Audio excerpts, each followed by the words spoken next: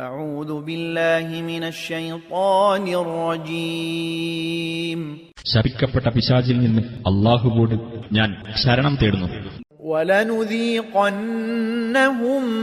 مِّنَ الْعَذَابِ الْأَدْنَى دُونَ الْعَذَابِ الْأَكْبَرِ لَعَلَّهُمْ يَرْجِعُونَ.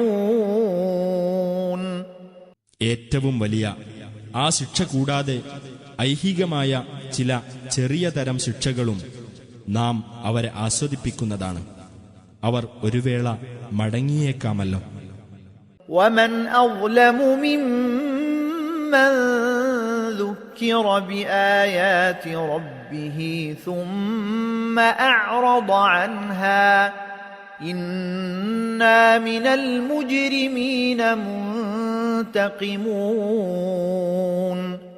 തന്റെ രക്ഷിതാവിന്റെ ദൃഷ്ടാന്തങ്ങളെപ്പറ്റി ഉത്ബോധനം നൽകപ്പെട്ടിട്ട് അവയിൽ നിന്ന് തിരിഞ്ഞുകളഞ്ഞവനേക്കാൾ അക്രമിയായി ആരുണ്ട്? തീർച്ചയായും അത്തരം കുറ്റവാളികളുടെ പേരിൽ നാം ശിക്ഷാ നടപടിയെടുക്കുന്നതാണ്.